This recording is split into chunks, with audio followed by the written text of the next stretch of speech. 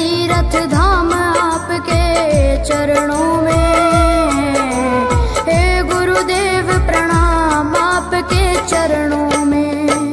आपले ज्येष्ठ सहकारी सिनियर सर त्यांचा सेवानिवृत्तीचा जो कार्यक्रम आहे 41 वर्षाची त्यांनी आपल्या कंपनीमध्ये प्रदीर्घ अखंड आणि निरोगी असं राहून त्यांनी आपल्याला सेवा दिलेली आहे।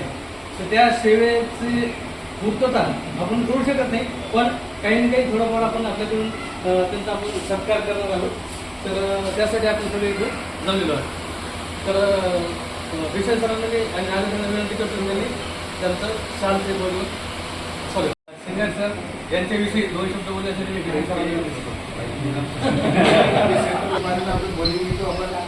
अभी उन्होंने 40 साल कंप्लीट किए, मतलब ITI करने के बाद सीधे क्या बोलते हैं यहाँ पे उन्होंने ट्रेनिंग किया। ट्रेनिंग के बाद में 41 साल की नौकरी, यानी 18 साल के बाद जैसे ITI करने के बाद में क्या बोलते हैं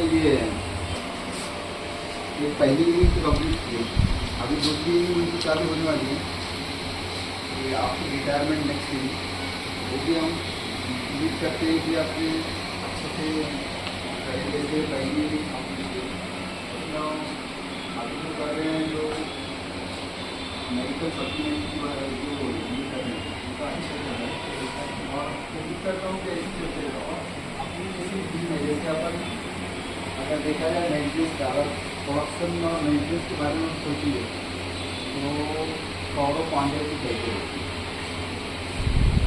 अपन मेडिकल्स वाले जो है कौरव तो ये फाउंडर जैसे रहते हैं कि 5 लोग भी क्या बोलते 100 के ऊपर भारी रहते हैं, तो उसमें हमारे एक योद्धा कम हो रहे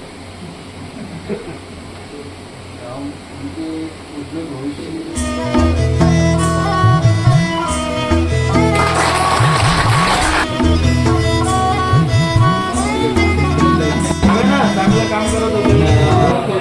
रघुनाथराव आणि आम्ही मला 1 वर्ष सिनियर होते बरोबर। मी 87 ते 86 त्यांची अप्रेंटिस चालू होती। नंतर आमची काटे महाराज होते त्यावेळेस, नंतर जोशीबा जॉईन झाले। आमची वर जोडी टर्निंग केअर ट्रीटमेंट वरचं झालं, ग्राइंडिंग होतं, पण हे करायचं आम्ही समजा सारख्या राजा। हां, काही प्रॉब्लेम आला की एक दुसऱ्याला शेअर करायचं, कसं प्रॉब्लेम सॉल्व करायचा हे करायचं। नंतर बऱ्याच वेळेस त्यांनी काही मला आर्थिक प्रॉब्लेम हे हो त्यांनी मदत बऱ्याच वेळेस केली। फॅमिली रिलेशन आमचे बरेच जाणं होतं आणि आता ते आपल्याला सोडून म्हणजे चालले तर आपल्याला थोडं आता त्यांचं गायडन्स नेहमी राहायचं। भरती असो केस, स्पेशली केसमध्ये केसचे काही प्रॉब्लेम असले की मग ज्यांना सांगायचं म्हणजे त्यांचं आयडिया द्यायचं कसं करायचं। आता इथून पुढचं भविष्यासाठी आपण त्याला त्यानुसार कामना करू किंवा त्यांचं जीवन चांगलं जावं।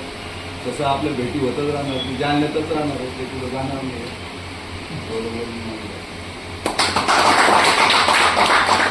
त्यानंतर पण आपण भेटत राहू, परंतु भेट होत नाही, घेत नाही किंवा काही काही कारणं होत राहतं। पण प्रत्येक भाषणामध्ये हे शब्द असतो की तुमचं म्हणून नाही, आम्ही ग्राउंडला तर भेटत राहू, फिरायला असतात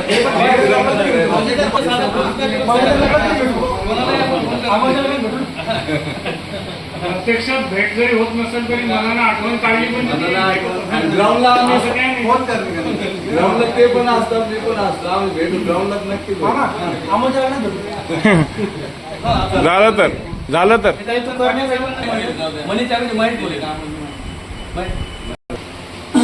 सर्वांचे धन्यवाद जे काही बोलण्याची संधी दिली त्याबद्दल।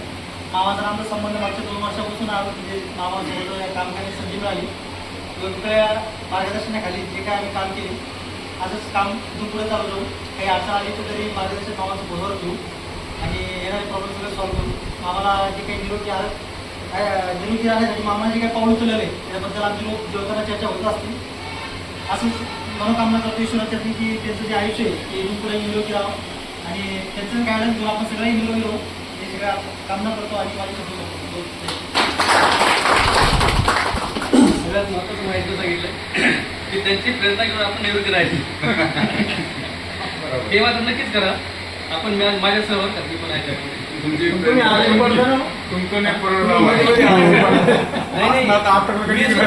घेण्यामध्ये आहे असं म्हणणार मामाचा माझा संबंध साधारणतः 2002 पासून आहे. म्हणजे मी तुम्ही घेणार 2002 पासून आहे. मुद्दा असा होता, मी ट्रीटमेंटला होतो ओळखत नव्हते जास्त, पण जेव्हा मी ट्रीटमेंटमध्ये काम करायचो ना तर बरेचसे लोक केस करण्याचे थोडं वातावरण वेगळं होतं. ते लोक त्यांचा प्रॉब्लेम जर आला जागे सर पण होते, अजून बरेच केक पाटील सर वगैरे होते, तेव्हा आपले ब्लॅक टायगर कुलकर्णी सर पण होते. पण सिंगाडे मामाला सगळे फोन करायचे असं असं प्रॉब्लेम काय त्यांच्याकडं नॉलेज पण भरपूर होतं, काम करण्याची म्हणजे क्षमता पण चांगली होती, ते नाही कोणाला म्हणत नव्हते. दुसरी गोष्ट 2008 माझं लग्न झालं तर मी त्यांचे शेजारी राहिला. माझ्या मिसेस एस टी पवार आली, माझी ओळख तेव्हापासून जास्त झाली त्यांची. आता एकदा रामराम श्यामसाम तसं सराफसोबत माझी बरेच दिवसाची ओळख होती. आणि दुसरी गोष्ट ते मधून खाली डिपार्टमेंटला आल्यानंतर बऱ्याच चांगल्या गोष्टी त्यांच्याकडून घेण्यासारख्या. कोणाला कसं बोलावं, किती बोलावं, ही सगळ्यात मोठी गोष्ट. कारण आपण काय करतो, शाब्दिक शब्दानं शब्द वाढल्यानंतर तिथं वाद तयार होतो. हे त्यांच्याकडे सगळ्यात मोठं आहे शस्त्र आहे की ते एकदम कमी शब्दात म्हणजे काय म्हणते ते साप भी मरे लकडी भी ना तुटे असं सांगायचं. आणि मी तुळजाभवानीला एवढीच प्रार्थना करेन की त्यांचं जसं आयुष्य आहे आत्तापर्यंत ते जगत आले स्वाभिमानानं, सुखी समृद्धीनं, आणि आता त्यांनी निरोग म्हणजे हेच चालू केलं की आपले शरीर अजून इम्प्रूव्ह कसं करता येईल, वजन कमी करणं वगैरे या गोष्टी. मी पण त्यांच्याकडून एक प्रेरणा घेतली पाठीमागं. माझा पण मोठा प्रॉब्लेम होता, तो पण सॉल्व्ह झाला, ते पण मी शेअर केलं, त्यांनी पण माझ्यासोबत शेअर केला. मी तुळजाभवानीला एवढीच प्रार्थना करेन की त्यांचं उर्वरित आयुष्य तुम्ही सुख समाधानी आणि आपला भारत देश बघण्यासाठी नवं भारत देश एकदा बघावा. कारण कुठल्याही देशात जाण्याची गरज नाही, एवढा सुंदर आपला देश आहे. सेवानिवृत्ती झाल्यानंतर ती वेळ येते की आपण मनानं स्वेच्छेने कुठेही फिरू शकतो. ती एवढी ती प्रार्थना करेल की त्यांचं आयुष्य निरोगी आणि असं सुख समृद्धीचं राहून एवढं बोलून 2 शब्द संपतो. निवृत्तीची वाट पाहू नये असं मला वाटतं. त्याच्या अगोदर पण त्यावेळेस फ्रीडम असतो, निवृत्तीला तुम्हाला म्हणजे क्रॉसिंग करणं जरुरीच होते का? पण सांगावं लागतं आता निवृत्तीनंतर बरेच जणांचं असं असतं की हात उचलत नाही, पाऊल उचलत नाही, मग त्या अवस्थेत त्यांची तब्येत चांगली होती बाकी सुट्ट्या संपून जाते. सुट्ट्या संपून जातात त्यावेळेस. मग फिरणार कधी? फिरून घ्या, कंपनीत आहे तो पैसा पण राहतो. आता त्यांच्याकडे पैसा आहे म्हणजे फिरतील, त्याची तब्येत पण चांगली फिरतील. पण आपल्याकडे पैसा आहे नाही माहित नाही, एवढं पुढं कशा गेली त्यांच्याकडे पैसा आहे. त्याची निवृत्तीची वाट पाहू नका. आपण आहे राहू नाही राहू ते सुद्धा पाहावं लागणार आहे. त्याच्यामुळे निवृत्तीची वाट न पाहता आताच फिरून घ्या काय फिरायचं ते. आणि यानंतर प्रसाद सगळं तुमचं घरी बोलू शकतो. मी 2019 तेव्हापासूनचा संपर्क आलेला आहे. त्याच्या पूर्वीपासून आपल्या सर्वांना त्यांचा स्वभाव वगैरे सगळं चांगला, सगळ्या गोष्टी तुम्हाला चांगल्या प्रकारे माहिती आहेत. त्याबद्दल मी बोलायची काही तेवढी आवश्यकता नाही, तेवढी पाहत पाहिजे. पण त्यांच्याकडनं बऱ्याच गोष्टी अशा आम्ही शिकलो. त्यांच्याकडनं त्यांच्या मार्गदर्शनामध्ये आम्ही बऱ्याच अशा काही कामं केले कंपनीमध्ये असो किंवा बाहेरच्या गोष्टी पण आम्ही बऱ्याच वेळेस डिस्कस करत असतो. त्यांनी त्यांचा जो काही कार्यक्रम होता गांधीसाठी एकीकडे युनिव्हर्सिटीला, आता इथून पुढं त्यांना परिवारासाठी आणि पोटासाठी येईल आणि त्यांनी एक चांगला उपक्रम किंवा त्यांनी एक चांगला मार्ग स्वतःसाठी गेल्या काही वर्षापासून निवडला. चांगलं आरोग्य आणि त्या आरोग्याच्या मार्फत त्यांनी इतरांना पण मोटिवेट करतायत, इतरांना पण जागरूक की आयुर्वेदिक रिलेटेड आहे. जे आजकाल आपण बघतो आरोग्यतेमध्ये खूप सारे साईड इफेक्ट फार लागले, त्याच्यामुळे बऱ्याचशा गोष्टीला फेस करावं लागेल आपल्याला. हे चांगलं काम त्यांच्या हातून सध्या घडते आहे आणि मी जेवढा वेळ त्यांच्यासोबत घालवला, आमच्याकडनं काही चुकी झाली असेल त्याबद्दल आम्ही आत्ताच समजतो. तरी पण येणारा काळ, येणारा भविष्य तुम्ही खूप चांगलं आरोग्य राहू, तुमचा संपर्क आमच्याशी तसाच राहू, आपण तर भेटत राहू, त्यात काही हे नाही. पण आपल्या एनआरपी परिवारासाठी तुम्ही सदैव उपलब्ध असाल ही मी ग्वाही देतो तुमच्या वाटपासून सर्वांना. एवढं बोलून त्यानंतर भेटत राहा, पण अगोदर किती वेळ भेटले हे सांगा. आणि अगोदर मला यानंतर मला बोलू काय थांबायचं बापू तुम्हाला संजू काका बोलतील आपण त्यांच्यामध्ये. बापू बापू तर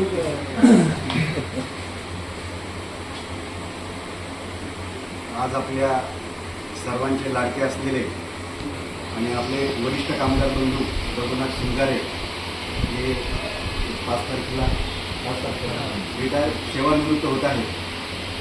खरं तर अगदी आम्ही ज्यावेळेस कंपनीमध्ये लागलो त्यावेळेस काही अडचण आली तेव्हा आम्ही माने, शिंगारे, सोमवारे यांना विचारायचो. आणि शिंगाऱ्यांच्या बाबतीत असं कधी झालं नाही की त्यांना जे माहिती आहे ते आम्हाला कधी सांगितलं नाही. म्हणजे अगदी मला असं आठवतं की चमनवर त्या चढावर एक छोटीशी रूम होती त्यांची. म्हणजे आज जर आपण जर तिथं गेलो त्या रूममध्ये जर आज आपण बघितलं तर आपल्याच आश्चर्य वाटावं की ह्या अगदी छोट्याशा 10 बाय 12च्या रूममध्ये आपण आपले 2 लेकरं आणि शहराच्या ठिकाणी राहतो म्हटल्यावर कुणी जाणारे येणारे ह्यांचा सगळ्यांचा संसार कसा त्या रूममध्ये राहत असेल, म्हणजे हा प्रश्न आज आपल्याला पडावा. अशा अगदी छोट्याशा रूममध्ये त्यांचा तो संसार होता. आणि खूप चांगल्या प्रकारे त्यांनी आपले मुलंही घडवले. म्हणजे तुकाराम महाराजांनी म्हटलेलं आहे की शुद्ध बीजापोटी फळे रसाळ गुमती.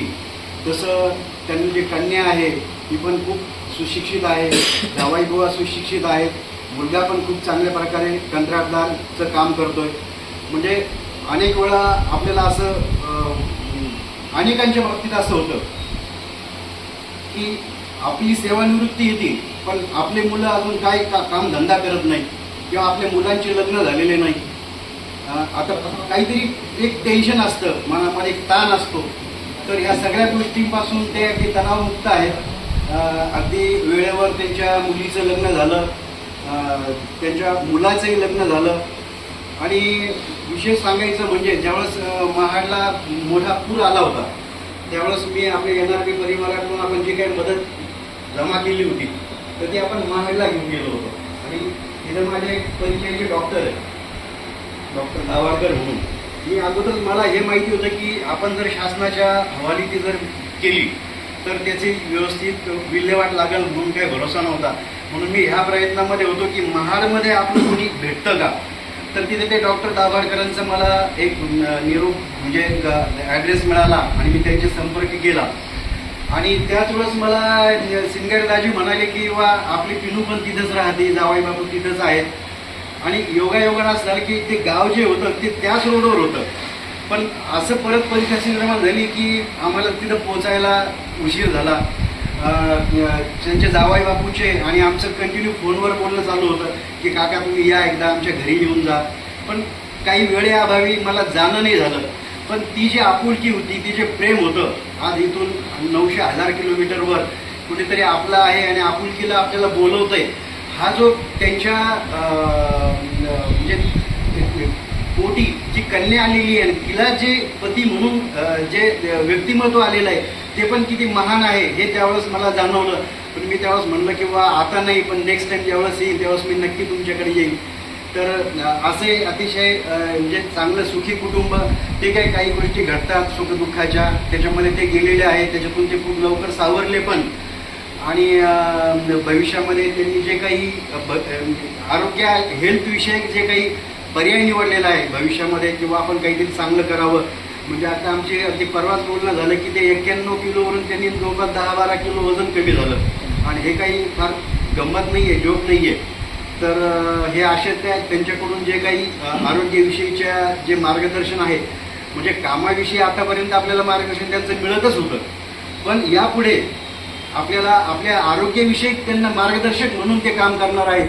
आणि त्याचा खूप आपल्या सगळ्यांना अभिमान असला पाहिजे, आनंद असला पाहिजे. आणि आपण त्या स्वरूपानं नक्कीच आपण त्यांच्याशी संपर्कात राहून सेवानिवृत्त झाले, आता खूप वेळ आहे, आता खूप हे, पण तसं काही नसतं. माणसाची सेवानिवृत्ती अगदी शेवटच्या क्षणापर्यंत होत नसते. प्रत्येकाच्या मागे कामधंदे असतात आणि स्वतःला व्यस्त राहणं हे सगळ्यात महत्त्वाचं आहे. बरेच लोक आपण बघतो की घरी जाऊन आपलं लुंगी बांधली की आपलं अंग चहा अंग पाणी, पण त्या आयुष्याला काही खरं नाही. ते आयुष्य माणूस आपण खऱ्या अर्थानं माणूस जगत नाही. त्यांना फिरण्याची सवय आहे, व्यायामाची सवय आहे, आणि त्यांच्याकडे जे उद्योगधंदे आहेत त्याच्यामध्ये पण त्यांना आता खऱ्या अर्थानं मुलाला थोडाफार वेळ देता येईल. म्हणजे ऑफिसचे जे काही कामं आहेत ते सुद्धा त्यांना करता येईल. त्याशिवाय हे चालूच राहणार आहे. तर त्यांना उदंड आयुष्य लाभो ही ईश्वरचरणी प्रार्थना करतो आणि त्यांच्या भावी आयुष्यासाठी मी आपल्या सर्वांच्या वतीने खूप खूप शुभेच्छा देतो. धन्यवाद. छान सांगितल्यानं जे त्यांच्या प्रतिक्रिया सांगितल्या. आता संजूने सांगितल्याप्रमाणे लुंगी बांधायची बसायचं त्याच्यामध्ये लुंगी आणलीच नाही. माझ्याकडे लुंगीच नाही. तुम्हाला टाइम आहे मी बोलतो दोन शब्द कामच नाही ना आमान बोलू बोलू सर बिलकुल त्यांनी नाहीतर मग कंपनीत बोल. कंपनीत पण आहे ना बोलायचं. वाढलेलं आहे. बोलून घे, बोलून घे.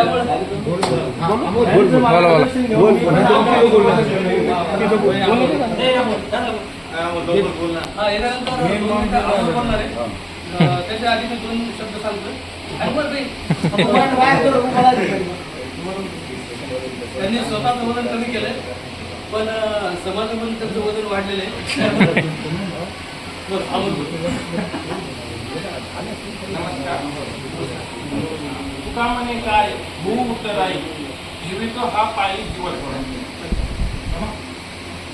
याच्यामध्ये संतांचे उपकार सांगत असताना संत आणि गुरु जवळपास सारखी यांनी माझ्या जीवनामध्ये मी जागा करण्याचं काम मला त्यांनी केलं. मी झोपलेलो होतो, या अज्ञान रूपामध्ये मी झोपलेलो होतो, परंतु त्यांनी मला ज्ञानी बनवलं. माझा जीव जरी त्यांच्या पायी टाकला तरी मी त्यांच्या उपकारातून मला उत्तरायण होऊ शकणार नाही.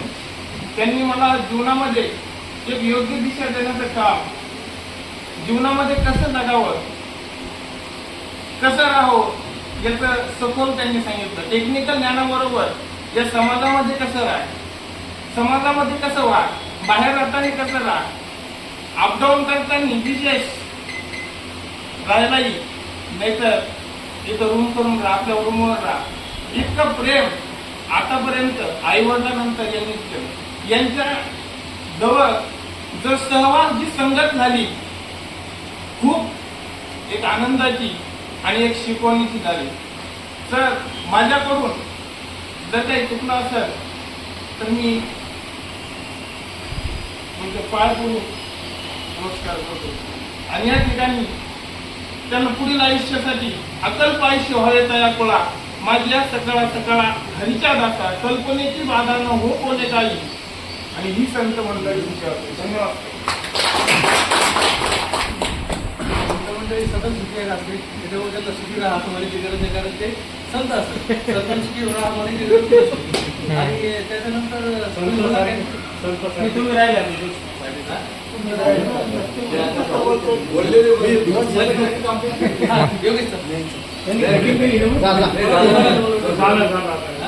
सगळ्यांचं समारोप झालेला आहे.